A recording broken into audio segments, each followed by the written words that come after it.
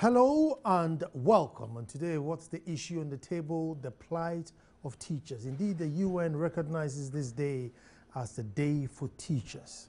And I think amongst all the days on the calendar, this must be one of the most important.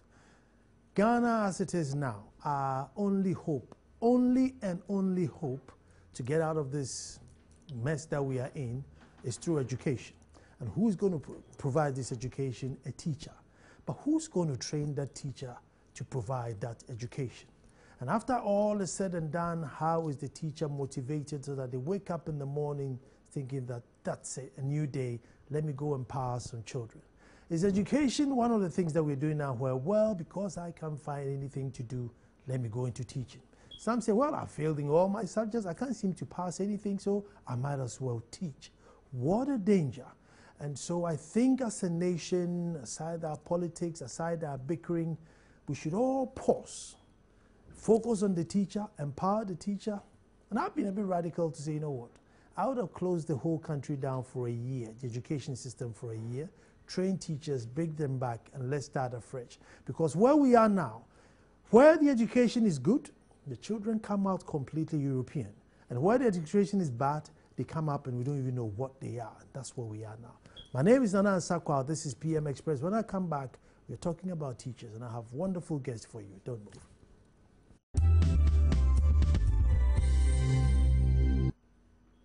Well, thank you very much for staying and with me in the studio to discuss the plight of teachers. Next to me is Ayikwe Awuli Adukwe, who is the Communications Director for Concerns Teachers Association. My brother, you're welcome. Thank you. And then my own senior, Anis Hafa, educationist and columnist in the Daily Graphic. Anis, you're welcome. Thank you. But before we even start to get the premise right, let's watch this insert on teachers asking for better conditions on World Teachers Day. Get teaching materials at the appropriate times. Even right now, 5th week has just started, but we don't have registers.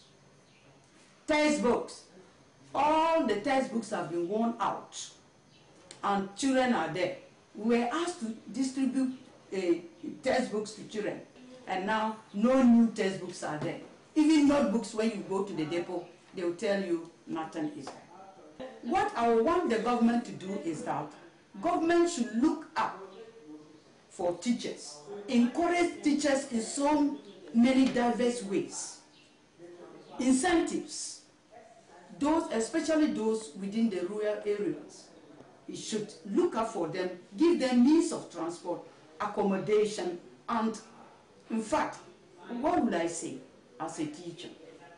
To me, increase our allowances. I think that as a country we should sit and look at what has gone wrong together and see whether we can refocus ourselves. In my own small way, I feel that the foundation, we have not laid it properly.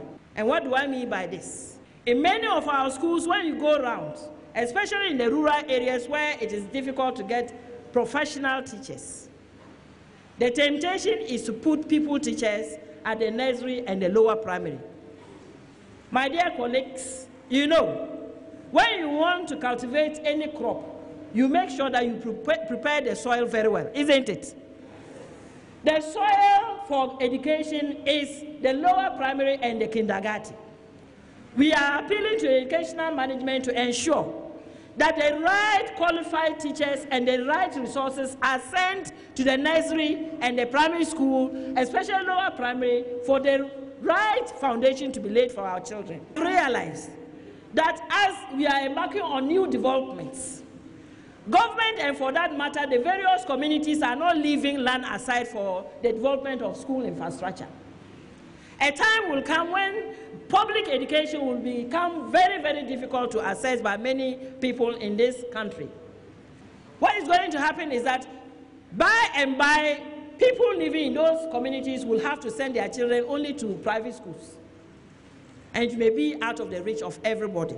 We are therefore appealing to government and the communities who are releasing the land to the various private developers to ensure that they leave land aside for the development of public infrastructure, schools infrastructure for public education. Well, happy Teachers' Day to all my teachers in the house today.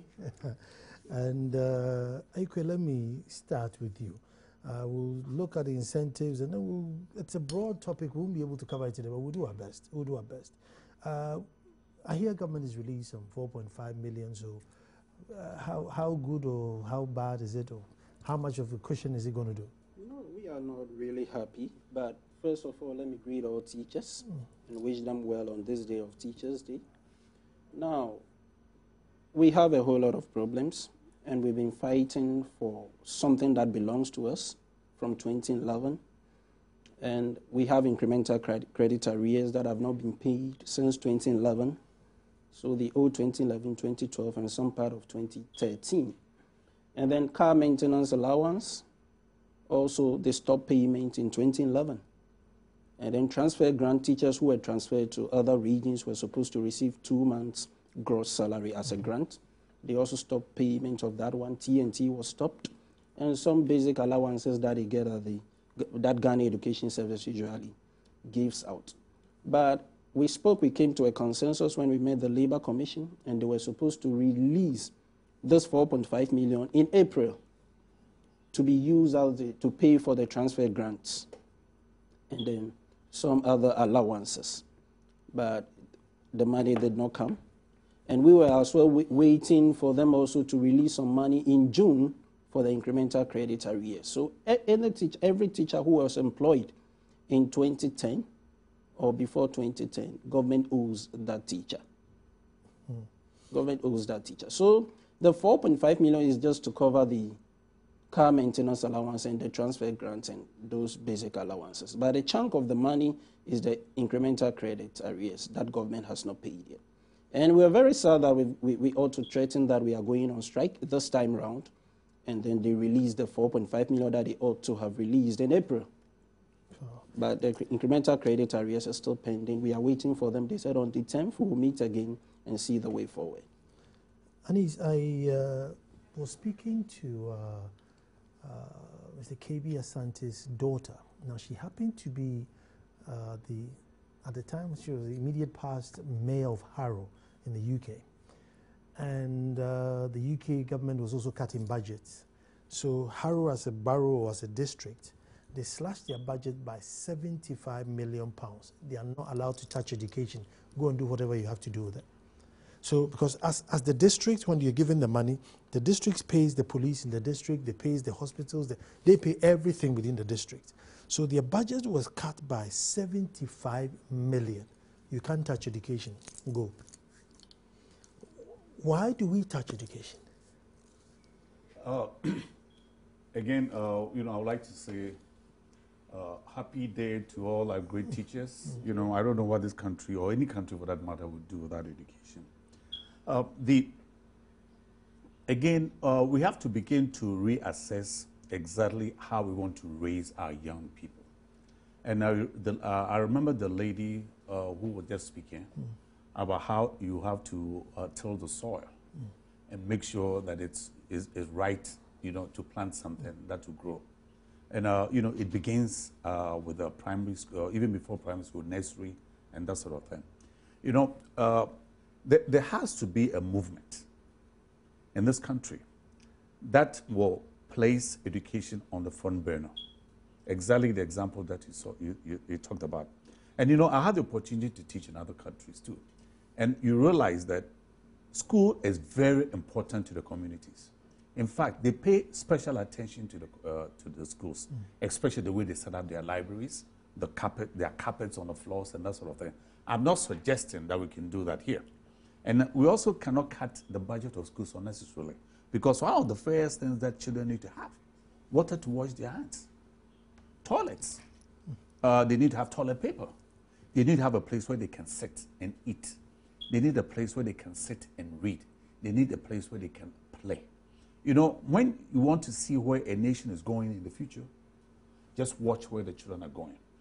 So we have to, and then I'll tell you, only last week, I was doing a training in a private school.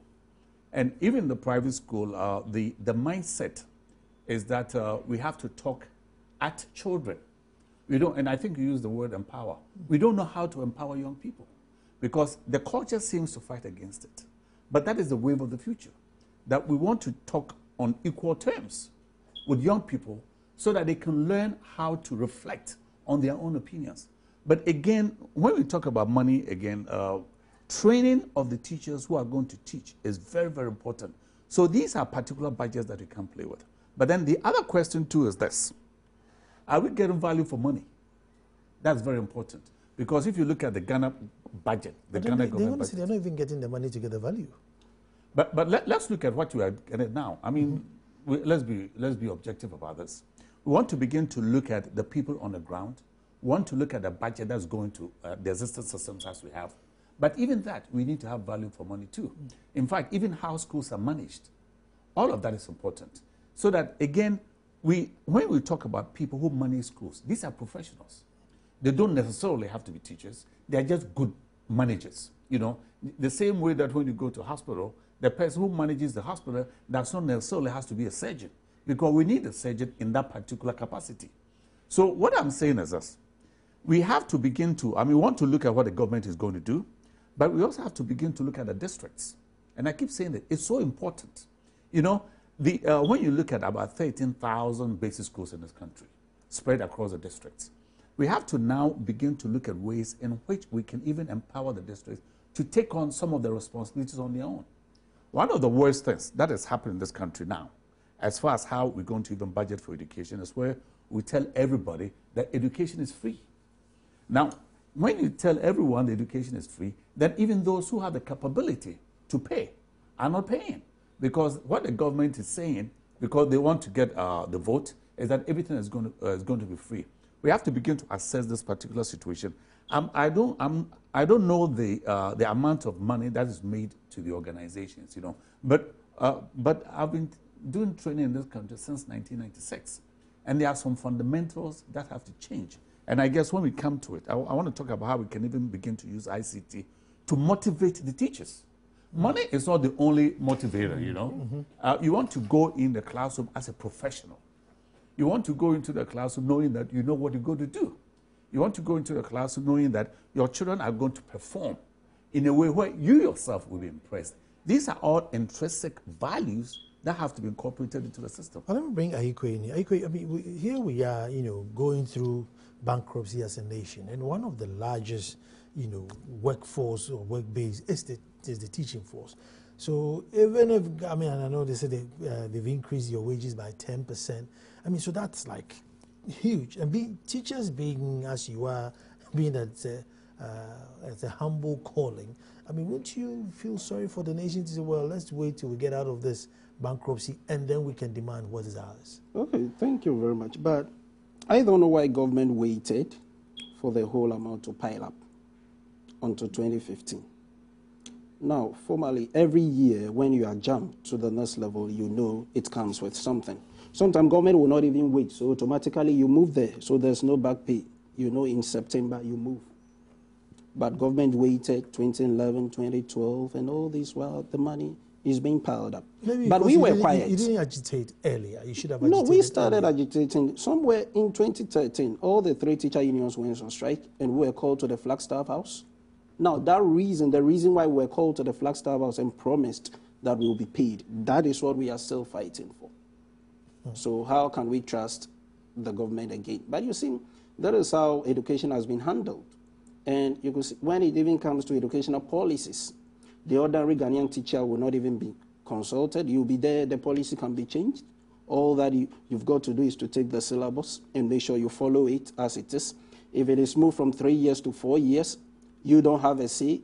You are just supposed to go to the class and manage the situation as it is. And even in Accra, the capital of Ghana, one teacher is handling 80, 60, 70. It is not real. Definitely, you know we are not doing, you the teacher, know that this turn is not right. But that is how the situation is. And you've got to manage it. But I have a problem. You see, when it comes to, that is why I have a problem with politics. Now, if we are giving free exercise books, we can give free exercise books. If we are feeding, we can feed. If we are giving shoes, we can give shoes. But we shouldn't pretend we are giving it. You gave out 16 million exercise books to cover so much children in the basic schools. How much will a child get? 3 exercise books for a year. And then you feed a child with 50 pesos at the primary school level. You give uniforms. Now, why wouldn't we rather make our way with giving of exercise books or feeding? Because you cannot feed somebody in Tema with 50 pesos. They don't even eat the food. So why will you feed somebody in Accra, Tema, Osu? I mean, no. So it is not just about we have now expanded the school feeding program. We are feeding over 2,000. No, that is not the issue. Let us look at those who really need the food. We give them. Let us channel the money to the right place. Make sure the tools, the TLMs are available. The classroom should be conducive. Teachers are not only fighting for money. It is not about money when we talk about motivation. But you need to have a conducive environment so that you can give out your best. But if you leave your home and you get into the classroom and you see the infrastructure alone, you see 3 children sitting on a dual desk instead of 2. I mean, you are demotivated. Although you try as much as possible to do your best. Where there are no registers, you have to buy your own register because 4th week, the inspectorate team were there to inspect your work and you don't have a register.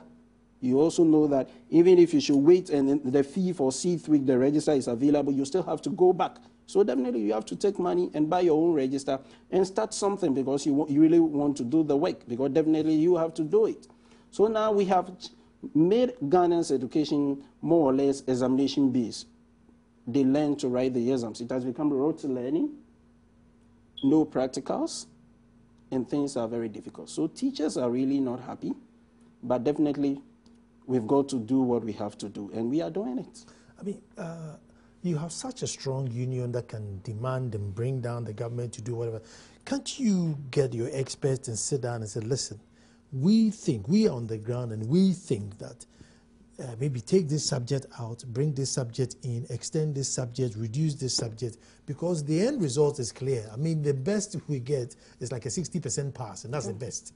Yeah. You know, so can't you again strike and say, listen, we are striking for the Ghanaian child, and we are telling you that this is what will bring them to like children in Singapore, because now it's a global village. So child in the Dumasan is competing with a child in anywhere in the world. Can you do that strike? Yeah, we've done such a thing before, I think 2 years ago, where we spoke about... What did you do?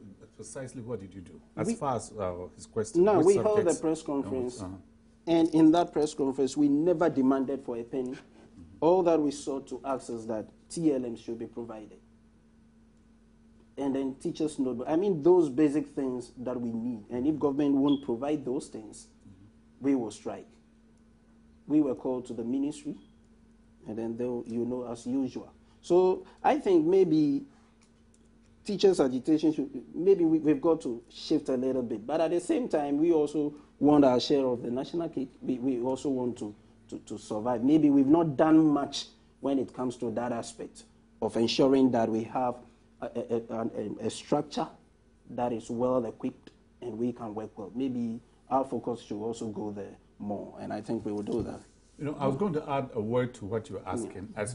What you was asking is, are there particular subjects that we can, that we can decide that for the environment is not that conducive and that sort of thing? What I was going to suggest, though, is that there has to be, the basics have to be established and established properly, especially when you talk about literacy and numeracy. And I think the focus should really be there. Because at the end of the day, and I'm speaking from my experience, I grew up in a village, Tutuka, Boise. Yeah. I mean, we weren't taught that many subjects, but the focus was that we could read and write Chi, because that was the language that we came to the school with. And having done that, now we went on into to English and music and mathematics. It was very basic. But the important thing, though, is that what I keep saying is this: if a person can read properly and write properly, then we can now begin to read other things on their own. But in the beginning, though, I think the focus should really be the ability to read and to write. Now, when we bring in the science component, again, I'm looking at ways in which teaching can be interesting. I mean, the way it is now, I think it's really a drudgery. Yeah. It's a bit too difficult. Now, the other thing is this. I mean, again, when I was in class 3 in Kumasi, I went to a Roman school called St. Peter's. Right by the church, we had a small farm on the side.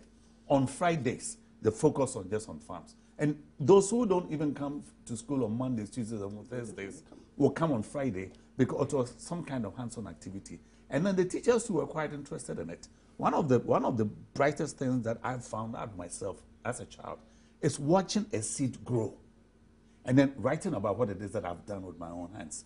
So what I'm saying is this. These days, though, again, it has to be, the intrinsic value has to be there. Teachers need to feel a sense of purpose. What am I doing? What is the result that I'm getting out of this? What is the excitement of the children who are here with me? So what I'm saying is this. Again, I keep saying that the districts are so different. We have to, again, pull into the district some of the local things that can be done there. Children don't ask you, what are we going to study today? Say, sir, what is it that we're going to do?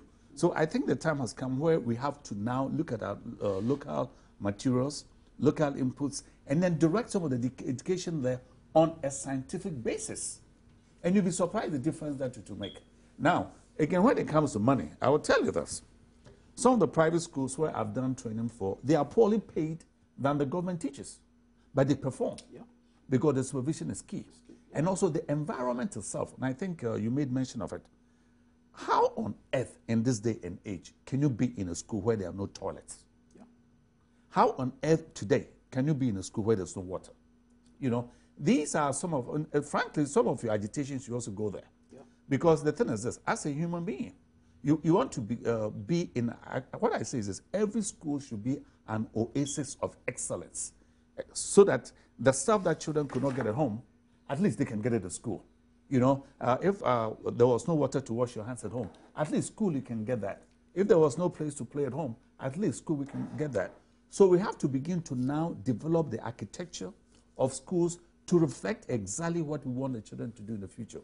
And the last point I wanted to make now is this. Remember what the lady was saying?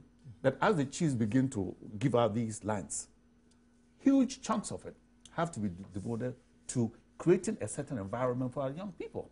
Because the advantage is that everybody's child will be there. Everybody's cousin will be there. Everybody's grandchild will be there. And that is the focus of the boroughs that you were talking about. When you talk about community schools, it's a big deal because that's where everybody goes.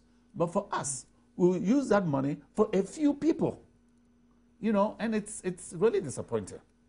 I think to add up to what you said, there was this program that was brought, that was the National Literacy Acceleration Program, where they start from the L1 in the lower primary, and then at the upper primary, they bring in the English language, because they said if the child could read very well in his own local language, then he could read very well in English. So they start a percentage. And there's no argument about that. Yeah, and that is good. That was a good program. But it means the teacher who is going to handle the preschool to class 3, the lower primary, he should also be able to speak that local language. But now we have mixed children. Some are speaking Twi, some are speaking Ga, and definitely, are you going to force all of them to learn Twi or Ga? And what about the teacher? The teacher, maybe is a lady, he is married here, he is teaching in a Ga community, she cannot speak Ga. So does it mean you are going to take that teacher back to, let's say, Ashanti region and bring some? So the whole program wasn't structured well, and you could see that the whole thing is not running very well, because the teacher handling the children is supposed to use books that are supposed to be Ga or Twi, but that teacher is not even well versed in that local L1. So you see, it's a very difficult and dicey situation, but I think it's a point in the right direction, and I think there's the need for it to be structured very well, so that I think that program will also really help. Yeah. Well, on the subject of environment, there's going to be a new primary school, if you can zoom in on the subject of environment. Yeah. So this is in Adumasa. Yeah. So we've started. Yeah, well, we've started. So it's going to be 3 classrooms, and then the IT center is in the middle. So they can have the IT. They have the 6 toilets, 3 for boys, 3 for girls, and then the teachers have got their 2 on the other side. And I also believe that the environment would We ginger up and probably motivate the teachers too. Yes, there was a school in Danby East District. I stayed there for 1 year in a village called Bonikopi. And you could say that former President Mills, the wife went and built a model school with computers. Every teacher has got his own computer, well furnished. And it is a village. They don't even have water. I think when we were there before electricity came. But I could tell you, people are struggling to be posted there because of the infrastructure alone. Because you have a very nice classroom, conducive, teachers' bungalow, and so you are happy about whatever you are doing. So it is not about posting a teacher to a village and the teacher might refuse. If the structure is there, if he knows he's going to get a very good place to sleep, very nice, conducive classroom, the structure is nice. I'm telling you, some of us will leave Accra and go there and teach. I would like to add a point to what you're saying. I did a program in the Nkwanta district, Nkwanta North and South. The room that I was saying was just one room, but it had a toilet and had water. In fact, it was so convenient that coming back to Accra was a drag because the environment was fantastic. So I think the time has come, though, where as we begin to develop model schools, we have to consider the teacher all the time because some of them have to come long distances. And I'm telling you, by the time a person is crawled to come to school at that rate, the enthusiasm is gone. So, but even right there in the district, you can see particular schools that are performing because there's place for the teachers can stay. You know, all of that. So it becomes a community of learners. But I don't know why we are not doing these things. We've been independent since 1987. You know, we find money to do all sorts of funny things. But when it comes to the children, you know, and I was telling you that I did a training 2 weeks ago in a particular area. And what the teachers were saying is this. When we talk about people in responsible positions who should make these things available, their excuse is that they didn't have it. So they don't see anything wrong with the present generation going through the same depravity. Now, that is really sad because you're talking about educated people.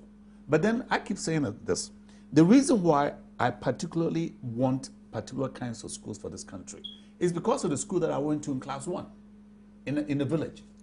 No toilet, no water, and so on. So now we know that we need those things. I'm not going to use that and tell you that I was deprived and therefore that deprivation has to carry on. This is the mindset of particular people in responsible positions who are in hefty payrolls in the country, and they have to begin to look at life a little differently.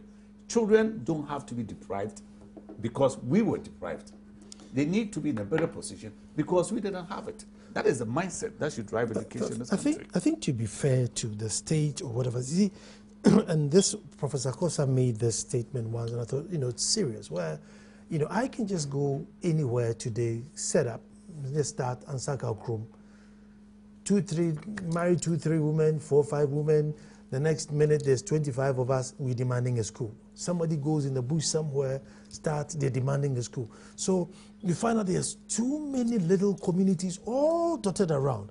And the community may not be big enough for a school.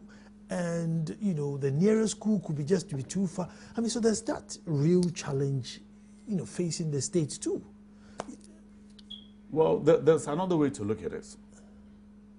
Again, when we begin to decentralize, that's very important because these elements can always crop up. But part of managing a district is taking all these factors into consideration and coming out with a policy in terms of how we're going to govern ourselves here. How come we are having this problem here, but other countries do not have it? Because they plan these things ahead of time and they anticipate these kinds of challenges. But what I'm saying is this, the decentralization element is key. That this is our plan. This is our plan. This is how many children we expect in this particular area, and we are going to cater for them. If someone is going to drift on the side, then it's like they're on your own in some way.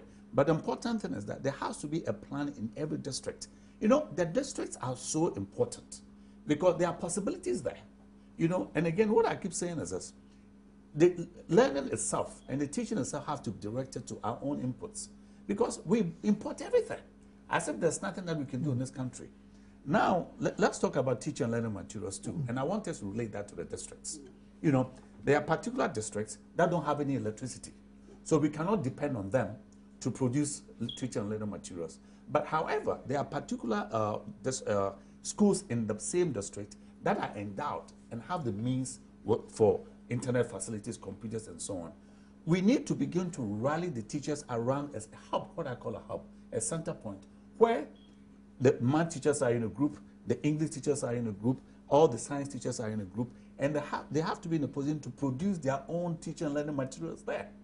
I don't see how, in this day and age, someone comes out of a teacher training institute and they can't produce their own teaching and learning materials. It doesn't make sense to me, because the idea is that by the time you leave, and whatever course you are teaching, you are there to learn how to produce your own materials. Okay, and we have to pull in the local elements. I think it's in the syllabus. In the colleges of education, we have a whole course on improvisation, where you'll be able to produce your own TLMs. And fundamental in arts, everybody does that. So I think those basic ones, you can even improvise on your own. So I think maybe teachers also ought to come up and start doing some of those things as well. Collectively, I mean, if we look at the numbers that are failing, I mean, how much of that do we attribute to the teacher's motivation, i.e. money? I'm going to take a break, and then when I come back, we're going to find out that how much of the education we have today is the result of bad pay of teacher. Don't move.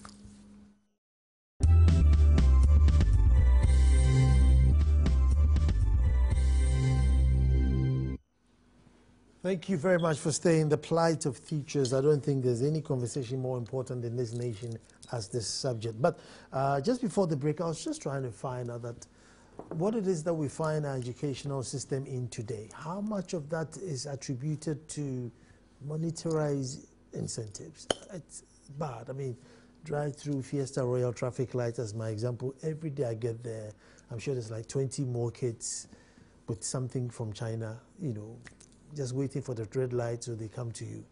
I mean, how much of all that is because the teacher was not paid well? I wouldn't say that is the reason. Although, when it comes to motivation, I would say it is not just money, but if you created a conducive environment, the teacher will give of his best. But children are failing because of the system we are running. You see, BEC, there's a cutoff point. SSC, there's a cutoff point. It is just recently that you even have to go for a reseat in the BEC. But if you should fail, then that is it. So you are left on your own. There is no option. But you see, when they instituted the JSS then, and they added those technical subjects and all those things, if the tools were there, if we really run the program very well, before even the new educational system also came in 2007. So you can see that we create the policies, but the policies don't run well. The teacher is forced to teach the child to go and write the examination, pass, and that is it. So it has all, everything is now theory, based on theory. But it is not all the children that are well vested when it comes to theory. Maybe somebody can do something. Maybe somebody, I mean, so there is a need for us to really pick from them what they already know and then build on it. And then at the end of the day, the child will be somebody. But if we are concentrating on teaching one particular thing, and the whole lot of Ghana, you are in Accra, whatever the child in Accra is learning, somebody in Brofuyedru is also learning that same thing.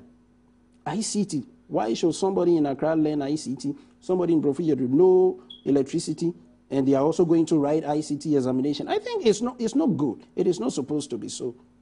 So you see, as my dad said, there's a need for us to categorize, or we should decentralize our educational system, know what they really need, pick it, and then build on it. So it is not, the fault is not really coming from the teacher. For us, we are doing our best. It is policy, the policy makers. There is a need for us to sit down and really structure our educational system very well. Will NAGRAT and the 3 teacher bodies one day sit down and tell, oh, you guys aren't playing politics with this. This is the policy you have to work with, or go and find your own teachers? I think we ought to do that. Although we've not done that, although we are consulted, maybe they will call a rep. Because you know what's They will call a rep from NAGRAT, a rep from NAT and all those in CCT, and then we just go. And then maybe a rep from each. There are 3. And then we have a whole lot of professionals. That is what they see, and then they come together. At the end of the day, you can't say much. But you see, if we come as a body and we meet and we say that this is what we want, I think that is where we should be coming from nowadays. I think that is one thing that we've got to do. And because we will do that. We've been calling for revolution. And anytime I say revolution, everybody knows guns are out. Yeah, sticks and cutlasses are out. So by all means, we need to ask my senior, would say the grey matter. It's the grey matter revolution. So I think the honors are now on you to see if they will start something. Yeah, I think the time is up for us to do something. Find your teachers. Yeah. You know, the fun that I had in class 1 is that we didn't have any money at all. I mean, it was a non-money economy. We didn't have any money. Those they have like 2 pennies, that sort of thing. But we're proud of our school because we participated in building it. You know, this was in Obuasi. And we're involved in growing the hedges, mud bushes around it. And over the weekend, we used to go from house to house to pick up the leftovers of the palm kernels, crack them, bring in the nuts to sell for the school. We own the school. You know, these days, like, nobody owns the school. Nobody seems to care.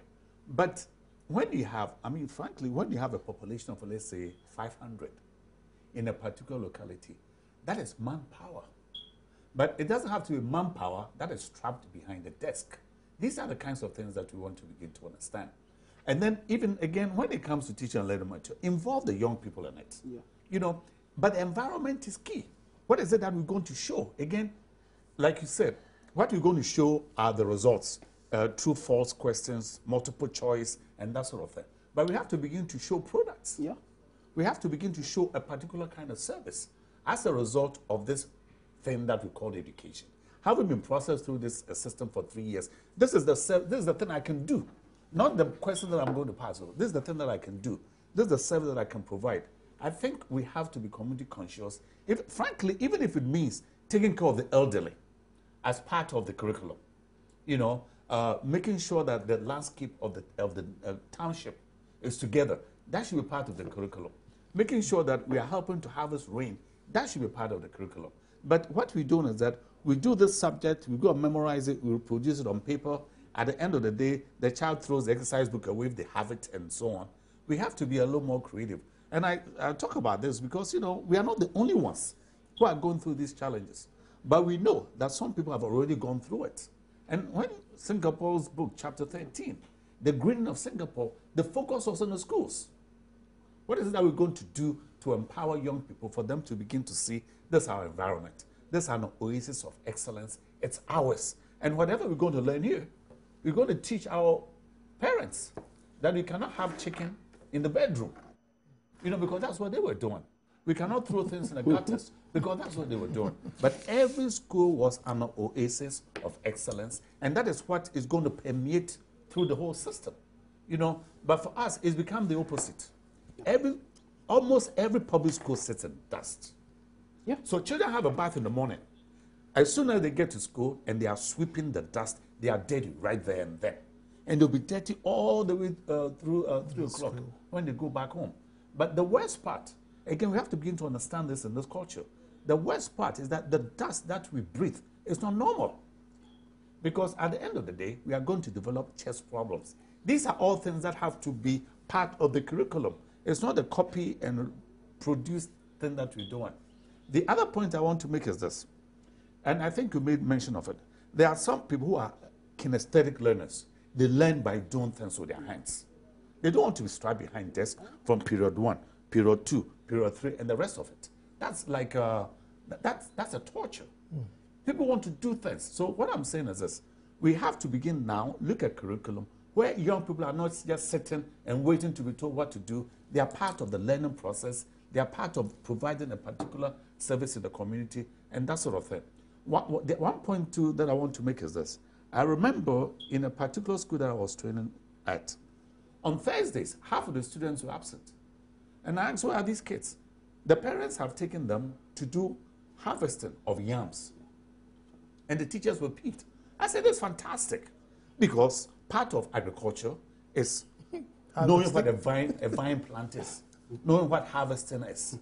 So why don't we do say that the science project is on Thursdays, so people can learn to produce yams, and hopefully after they've learned to produce yams, we can also learn to can yams.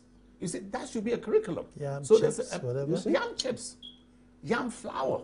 Flour, you see, the teacher has no choice you have to do. when it comes to such things. There's a time you are even supposed to teach maths. How many times you teach maths in a week? How many times you teach English, science in a week? So the whole thing has been structured. And you have to follow it. You don't even have time for all these. We have vast lands available. When it comes to district level, these are the things that we want to do, things that are peculiar. You mentioned. So if it is decentralization, then we should do it that way. But now we are following one policy. The secretary supervisor comes. He wants to know the number of exercises you've done in mathematics. This is the 4th week. You should have done 8 and maybe 4 homeworks. So if it is below that, you'll be queried.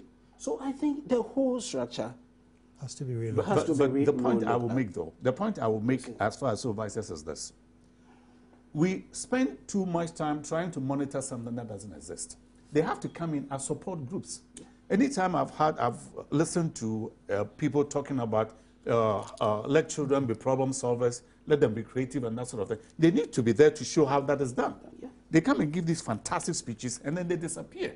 You know, so what I'm saying is this: the districts now have to take it upon themselves to look to identify exactly what your needs are and be empowered, so that you direct the energies of children that way. Children should not be seen as people who are going to sit behind desks all day long. We want to see it as a manpower. What is it that they are going to do? Something that they're going to do that will enhance their livelihood. There was another point that I wanted to make. You know where they make kente? That should be part of the curriculum in that particular area. If you look at the north, the processing of cotton should be part of the curriculum. If you look at schools that sit by the riverbanks, fish farming should be part of curriculum. And that in itself generates income. That will help us to do a lot of things that we're doing. But I'm getting a lot of requests. They want to see my school in Edumasa. Let me turn that thing again. Yeah, so that's the Edumasa Primary School. Say thanks to Imperial Foundation, who is giving us the funds to do it. So they've been very, very generous. So thanks to Imperial Foundation. But while they're looking at the school, I just want to find out, what the teachers can do for us. You see, because everyone knows, including the minister, Professor Nano Pukojima, who says that our education system is such that by the time you go through it, you are diseducated. Which means it's not right. It's all right. Yeah. And in my intro, I said the schools that are good will make you complete European, and the ones that are bad just makes you into something that has to just end up in Fiesta Royal traffic light. So, what are the teachers going to do for us? The school that brings you up so that you become an African. Yeah. Now, African in the 21st century. Yeah. Teachers, we will do our best. We've continued to do our best. And we've always been complaining about what is happening in the educational sector. If government will only listen to us now. I think now we've got to be more proactive. And that is what we will take upon ourselves, so that the 3 unions should come together. We should be proactive. It shouldn't always be maybe going on strike because of money. Definitely. Although they have to give it, but it shouldn't be. That shouldn't be the norm. I think CCT, ours is quality education, our concern. And when we talk about quality education, we are talking about all aspects of education, about the teacher, how the teacher is even trained, how he is going to impart knowledge into the So it starts from the training college. When he comes out, how he is going to impart that knowledge, provision of the necessary materials, and he spoke about decentralization. That is why you could say that now even some of the districts sponsor their own students to go to the training college so that they will come back and teach within. So we have sponsorship. So if really we can follow this sponsorship very well, the idea that he has brought, so I know I stay in this community, I'm going to be trained as a teacher, I'll come back to that same community, and then we are going to use whatever we have there to build ourselves. So you see, there's a point that I want to say to complement to what you're saying here. You know, we have about 13 or 14, 15,000 basic schools in this country. there are only 38 training centers. It's not enough. It's not, yeah. Every district should have a training center there. And it's not a big deal. I mean, for example, the school that you have here, one of the rooms can be devoted to that. So that people in the periphery can use it. You know, 38 schools. And the worst part is this. Even the training schools too. How do they train the teachers? Look at Cape Coast. We have the University of Cape Coast there, which was set up just to train teachers. We have Winneba. But the schools in the central region perform some of the poorest. Why? Because the structure is such that it's lecture-based type of training. But, I mean, when I was training as a teacher, I was in a classroom. That's where the training took place. We're not removed from the area. It's like being a doctor and me trained outside the hospital in a facility where there are no patients. In education, our patients are the young people. So we have to be there with them, hands-on, where things are now directed there. And that's where the training should happen. Now, what is happening now, I don't know how you're going to respond to this, but I know that there are a lot of teachers who leave the particular districts and go somewhere else because they want to do sandwich courses. Yeah. While they've gone, the classrooms are empty. All of that, these are things that we have to begin to look at. The training has to be in the districts. So that when you are training, you are not training in some esoteric area. The training should be in a classroom where your own students are.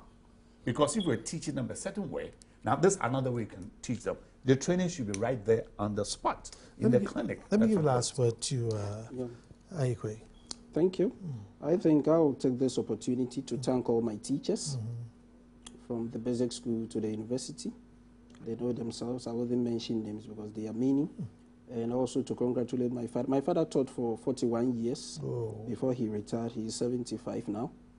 And he's done well. He's still teaching. He goes, they invite him for seminars, and he's still imparting knowledge. I think we'll follow after them. And definitely we know together we'll have a well-structured educational system, and we also give up our best. I just hope that teachers start the revolution because we desperately, desperately need it so that we don't become diseducated once we have gone through the mill. Well, thank you very much for joining me this evening, and tomorrow we'll be back to do this all over again. But let me say thank you to Tantiz, who sews my shirts for the show, and Tantiz is on 024362001, 024362001. Say thank you to Azalu, who's directing the show, and Aisha, who produced the show, and to all my beautiful cameramen. Again, I said tomorrow we'll be back to do this all over again. Thank you for watching. Thank you.